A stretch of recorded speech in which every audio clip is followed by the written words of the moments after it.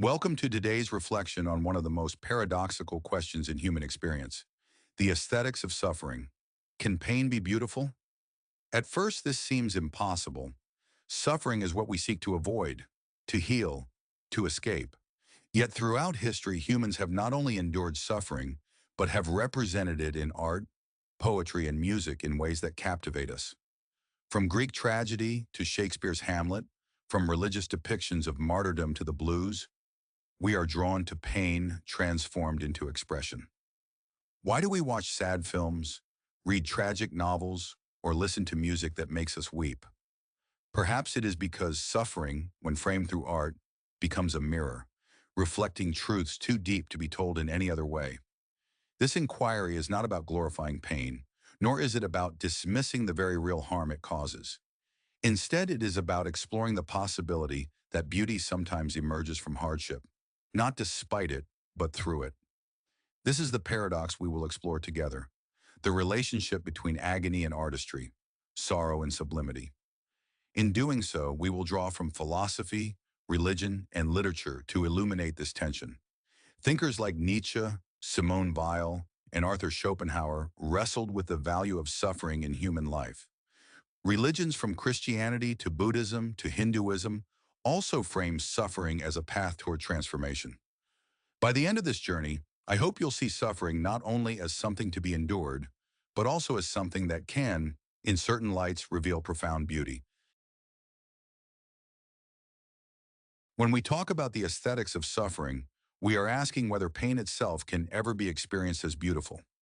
At first, this seems contradictory, even offensive. How can anguish be associated with beauty? Yet across cultures and throughout history, we find countless works of art, literature, and music that draw us to the spectacle of suffering. Greek tragedy, for example, was built upon catharsis, a term coined by Aristotle to describe the purification of emotions through the witnessing of suffering on stage.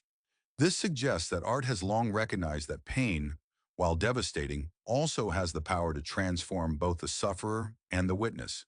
When we admire tragic stories or powerful depictions of hardship, it is not the suffering itself we glorify, but the human spirit revealed through it. Think of the hauntingly beautiful music of composers like Chopin or the harrowing paintings of Edvard Munch, which draw us into an experience of sorrow that somehow elevates rather than diminishes us. There is an unsettling paradox here. Suffering wounds us, yet it can also deepen our appreciation for what is meaningful. Pain in this light becomes more than an obstacle. It becomes a teacher, shaping our sensitivity to life's fragile beauty. The aesthetics of suffering, then, is not about celebrating pain itself, but about recognizing how beauty and meaning can emerge from even the darkest of experiences. This raises an important question. Why do we seek out such experiences, especially when life already contains more than enough suffering? Perhaps it is because tragedy in art provides us with a safe space to encounter pain without being destroyed by it. Or perhaps it is because in the rawness of suffering we find something authentic, stripped of pretense, something that feels profoundly real. In this sense, pain becomes a mirror reflecting truths we might otherwise avoid. And by confronting it through beauty, we are given the chance not only to endure, but to grow. Literature has always been one of the most powerful mediums through which suffering is explored. In Greek tragedy, characters like Oedipus confront unavoidable suffering, not because they are evil, but because suffering is bound up with the human condition. Shakespeare expanded this tradition in plays like King Lear and Macbeth, showing us how betrayal, ambition, and grief unravel the human spirit. These stories do not leave us hopeless. Rather, they reveal the endurance of truth within sorrow. They help us recognize that suffering, though crushing, can also peel away illusions. When we read these stories, we are not simply watching others endure pain, we are confronted with the echoes of our own lives. The tragedies of literature remind us that we are not alone in our grief, and that pain is a universal bond. This recognition is often painful, yet it is also strangely comforting. It deepens our sense of humanity, connecting us across cultures and time. In this way, tragedy becomes a language of suffering that speaks across centuries. The beauty of tragic literature is not in the pain itself, but in the honesty with which it is depicted. It invites us to face uncomfortable truths rather than hide from them. As readers, we are not destroyed by these experiences. We are transformed. This is why tragedy has remained central to the human imagination. It teaches us resilience through the shared experience of sorrow. In that resilience, beauty emerges, fragile yet undeniable. Religions across the world treat suffering not merely as an accident, but as a profound teacher. In Christianity, the suffering of Christ on the cross is seen as the ultimate act of redemptive love. Pain here is not meaningless. It carries within it the seed of salvation in transformation. In Buddhism, the very first noble truth declares that life is suffering, dukkha, but through understanding and compassion, this suffering can be transcended. In Hinduism, suffering is bound up with karma and the cycle of rebirth, where pain becomes an opportunity for purification and eventual liberation. These traditions reveal that suffering is not only endured, but embraced as a step toward spiritual awakening. While each religion interprets suffering differently, all recognize its power to reshape the soul. Pain becomes a crucible in which character and faith are forged. And for those who walk these paths, beauty emerges in the resilience of spirit and in the compassion that grows from knowing suffering firsthand. Religion gives suffering a narrative, turning chaos into meaning. Through prayer, ritual, and storytelling, believers are able to place their pain within a larger frame of purpose. This does not erase the anguish, but it transforms how it is understood. Instead of being crushed by suffering, many find strength in the belief that their pain participates in something greater. And in that belief lies a kind of beauty, solemn, profound, and deeply human. Friedrich Nietzsche is often remembered for his bold declaration, "What does not kill me makes me stronger." For Nietzsche, suffering was not to be avoided, but embraced as the raw material for greatness. He argued that the most profound achievements of art, philosophy, and human creativity are born out of struggle. To suffer is to be broken open to new possibilities, to be forced beyond the comfortable illusions that shield us. Nietzsche saw suffering as the birthplace of resilience, courage, and transformation. It was not meaningless torment, but a challenge to the human spirit. Through suffering, we confront the fragility of existence, and in that confrontation, we gain strength. Beauty, then, is found in the way suffering forces us to rise. For Nietzsche, pain was not an obstacle to art, it was its very foundation. This perspective shifts our understanding. Suffering is not simply endured, but harnessed. It becomes fuel for the will to power, the drive to create, to transcend. And in this creative transcendence lies beauty, the beauty of human resilience. When we think of great works of art, revolutionary ideas, or moments of heroism, we often find suffering standing in the background, shaping what emerges. Nietzsche helps us see suffering not only as destructive, but as deeply generative. Philosopher and mystic Simone Weil spoke of suffering as affliction, a force that breaks us open to a deeper awareness of compassion. For Weil, suffering was not to be glorified, but neither was it meaningless. Instead, it was through affliction that we are stripped of pride, illusions, and self-centeredness. Pain exposes our vulnerability and reveals our dependence on others. And in this revelation, compassion becomes possible. We'll believe that suffering could be redemptive when it opens us to love, both human and divine. She argued that in affliction, we find the possibility of encountering God's presence in the most unexpected places. Beauty in this view emerges when suffering awakens in us a tenderness for others, a recognition of their fragility as our own. Suffering becomes a bridge rather than a wall. This perspective challenges us to rethink our relationship to pain. Instead of avoiding it at all costs, perhaps we can allow it to cultivate empathy. The redemptive nature of suffering, then, is not found in the pain itself, but in the compassion it awakens. For while suffering is a spiritual teacher, one that transforms not only individuals, but entire communities. The beauty here is found in solidarity, in standing with others in their darkest hours. Arthur Schopenhauer, the philosopher of pessimism, believed that suffering was at the very heart of existence. To live, he argued, is to suffer. Desire constantly drives us, and fulfillment only briefly interrupts the endless cycle of longing. Yet Schopenhauer did not abandon hope entirely. For him, beauty, especially in art and music, provides consolation in the midst of pain. Through art, we are lifted for a moment above the turmoil of desire. In this sense, art becomes a refuge, a temporary escape from the ceaseless wheel of suffering. Music in particular, Schopenhauer saw as a direct expression of the world's sorrow, and yet paradoxically, it consoles us. The beauty of art, then, is born of suffering. It gives form to what would otherwise crush us. In our experience of beauty, we momentarily transcend our pain, even if we cannot erase it. Schopenhauer reminds us that beauty does not cancel suffering, but it can soften its blow. It can help us endure. And perhaps this is one of the most profound gifts of art, not to deny pain, but to help us live with it. In this way, suffering and beauty remain bound together, each giving shape to the other. Visual art has long captured the face of suffering, transforming private anguish into universal expression. Consider Picasso's Guernica, a haunting portrayal of war's devastation, or Munch's The Scream, where personal anxiety becomes a shared symbol of existential dread.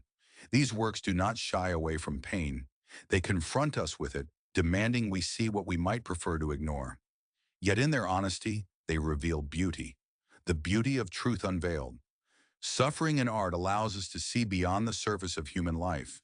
It asks us to pause, to witness, to feel, and while the images may disturb us, they also call forth empathy.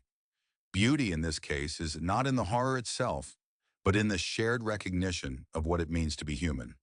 The artwork becomes a bridge between the artist's pain and our own. Through this act of witnessing, suffering is not wasted, it is transformed. The brokenness of human experience is given shape, color, and meaning. And as viewers, we are drawn into this transformation. This is the paradox of visual art. It turns suffering into something that not only wounds, but also heals. Music is perhaps the most powerful language of suffering. Without words, it can express the depths of sorrow and longing. The blues, born from the suffering of enslaved peoples, transformed anguish into rhythm and resilience.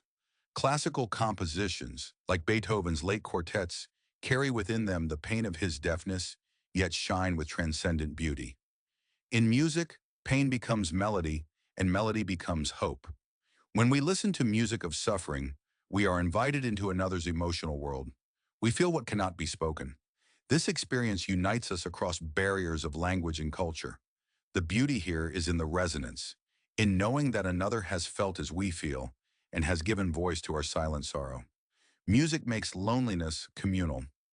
Suffering in music reveals the resilience of the human spirit. It shows us that even in pain, there can be creation, and in creation, there can be healing. The paradox is that, while music arises from suffering, it also helps us endure it. Through sound, pain is both expressed and soothed. The tragic hero is one of literature's most enduring archetypes. Figures like Hamlet, Antigone, and Anna Karenina embody the tension between greatness and downfall. Their suffering is not random.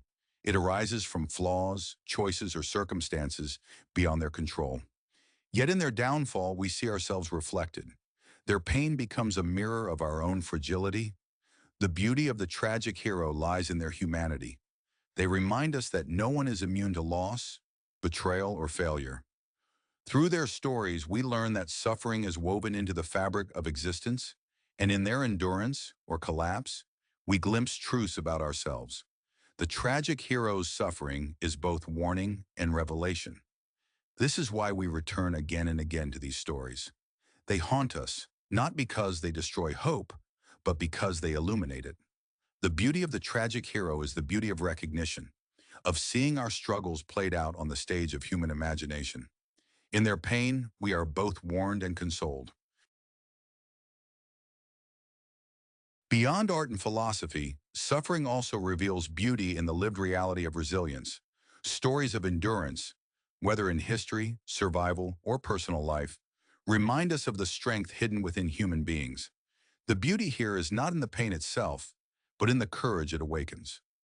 Suffering tests us, and in that test we discover capacities we never imagined. Think of survivors who rebuild after devastation, or individuals who transform their pain into advocacy for others. Their suffering becomes the soil from which new life grows. Beauty shines in the resilience that emerges from ashes, and in witnessing these stories, we are reminded of our own strength. Suffering becomes not the end, but the beginning of transformation.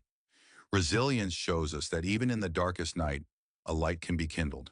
The beauty is fragile, but it is real, and it is often suffering that makes us able to recognize it. This is the paradox. Through what wounds us most, we sometimes find what is most precious. Literature has always been one of the most profound vessels for expressing the aesthetics of suffering. Shakespeare's tragedies, such as King Lear or Hamlet, move us not only because of their dramatic plots, but because they reveal something essential about what it means to be human in the face of unbearable pain. In Dostoevsky's The Brothers Karamazov, the torment of faith, guilt, and suffering is explored with a depth that forces us to confront our own shadows. Toni Morrison's Beloved shows us how historical trauma, while devastating, can also be transformed into narrative art that captures the enduring resilience of the human spirit. Each of these works takes what is horrifying and tragic and reframes it as a pathway into greater understanding. These stories captivate us because they transform grief into meaning. They show us not merely what happens to characters, but how humans wrestle with despair and emerge with dignity. In tragedy, we often find beauty because it strips away illusions and leaves only raw truth. It is the cry of Lear in the storm, the lament of Ivan Karamazov, the haunting presence of Sathi's memories. These become symbols of our collective human condition, and in reading, we are drawn closer to our own capacity for empathy. The beauty of tragic literature is not about endorsing pain, but about dignifying the struggle to live meaningfully despite it. It reminds us that language can carry the weight of suffering in ways silence cannot. This literary tradition underscores the paradox at the heart of our inquiry, that beauty is often born of brokenness. Through story, we gain courage to face our own tragedies, knowing they too can be shaped into meaning. Religious traditions across the world have long grappled with suffering, often framing it as a central path to transformation. In Christianity, the crucifixion of Christ is not merely an event of agony, but the profound symbol of redemption, where ultimate suffering leads to ultimate love. The beauty here is not in the torture, but in the self-giving compassion it represents. In Buddhism, the Four Noble Truths declare that life is bound to suffering, yet this realization becomes the first step toward liberation. The image of the Buddha attaining enlightenment beneath the Bodhi tree shows us how suffering can be a gateway to awakening. Hinduism too frames suffering as part of Dharma, where even in the midst of despair, like Arjuna in the Bhagavad Gita, the soul is called to recognize its eternal nature beyond earthly turmoil. In all three, we see a pattern. Suffering becomes meaningful when placed in a larger spiritual narrative. These traditions suggest that beauty emerges not because suffering is pleasant, but because it reveals resilience, redemption, or awakening. Religious interpretations give us language to hold pain within a frame larger than ourselves. They teach us that while suffering isolates, it also binds us together in shared humanity. In this light, beauty is not superficial decoration, but a profound recognition of our interconnected struggles. Whether through sacrifice, mindfulness, or duty, religions remind us that pain can be the soil from which compassion and spiritual growth emerge. Philosophers, too, have long debated whether suffering can be meaningful, let alone beautiful. Schopenhauer viewed life as fundamentally marked by suffering, yet he argued that through art and music, we momentarily transcend the will that binds us to pain. For him, aesthetics became an escape from life's cruelty. Nietzsche, on the other hand, embraced suffering as necessary for human greatness. His famous phrase, "What does not kill me makes me stronger," points to the transformative power of pain. For Nietzsche, the beauty of suffering lay in its ability to forge strength, resilience, and creative brilliance. Simone Weil offered another perspective, suggesting that affliction, deep suffering, could strip us of ego and open us to grace. For Weil, suffering reveals a form of purity that connects us to the divine. These perspectives highlight the paradox of pain. It both destroys and creates, isolates and connects. Philosophers do not glorify suffering itself, but rather the capacities it awakens in us. The common thread across these thinkers is that pain is not meaningless. It presses us to confront truths we might otherwise ignore. In doing so, it becomes the raw material out of which meaning and beauty can be shaped. Philosophy gives us a framework for holding the paradox, reminding us that suffering is neither to be denied nor idolized, but wrestled with as a core part of existence. If today's reflection has sparked your curiosity, there are many resources to deepen your exploration. For those who enjoy philosophical works, Friedrich Nietzsche's The Birth of Tragedy is essential. In it, Nietzsche explores the role of suffering and tragedy in human culture, framing it as not only inevitable, but also as a source of creative power. Simone Weil's Gravity and Grace offers a profoundly spiritual meditation on affliction, grace, and the paradox of human suffering, revealing how pain can strip us of illusion and open us to transcendence. Fyodor Dostoevsky's The Brothers Karamazov is a literary masterpiece that explores the moral and spiritual challenges of suffering, forcing readers to wrestle with questions of justice, faith, and despair. Toni Morrison's Beloved stands as a haunting and poetic narrative that transforms the historical suffering of slavery into a work of enduring art. If listening is more your style, there are excellent podcasts that wrestle with these same questions. The Partially Examined Life dives deep into philosophical texts and ideas, offering approachable yet rigorous discussions of thinkers who reflect on suffering and meaning. On Being with Krista Tippett often engages with poets, theologians, and philosophers, opening contemplative conversations about the human condition, pain, and beauty. Philosophize This by Stephen West makes complex philosophical ideas accessible, including explorations of suffering through figures like Schopenhauer and Nietzsche. And of course, there are rich online resources for continued study. The Stanford Encyclopedia of Philosophy and the Internet. Encyclopedia of Philosophy are both excellent free references, providing detailed scholarly articles on concepts like tragedy, catharsis, and suffering. Meanwhile, the School of Life offers more accessible, reflective content that blends philosophy and psychology to help us grapple with life's difficulties. These resources provide avenues not only for intellectual understanding, but also for personal reflection. Taken together, these books, podcasts, and websites remind us that suffering has been a central preoccupation of human thought for millennia. They invite us to see suffering not only as hardship, but as a question worth contemplating deeply. Through literature, philosophy, religion, and art, they show us how humans have long transformed suffering into meaning and sometimes into beauty. As we conclude, we return to the central question: is there meaning in suffering? Across cultures, philosophies, and religions, humans have sought answers. Some see suffering as unavoidable, yet rich with potential for growth. Others frame it as a test, a redemptive process, or part of a cosmic moral order. Psychology and neuroscience show us how interpretation, coping, and resilience shape the human experience of pain. Art, literature, and storytelling transform suffering into insight, connecting individual and collective lives. Even when meaning is elusive, endurance, reflection, and empathy remain possibilities. Suffering can challenge, deepen, and transform us if approached with awareness.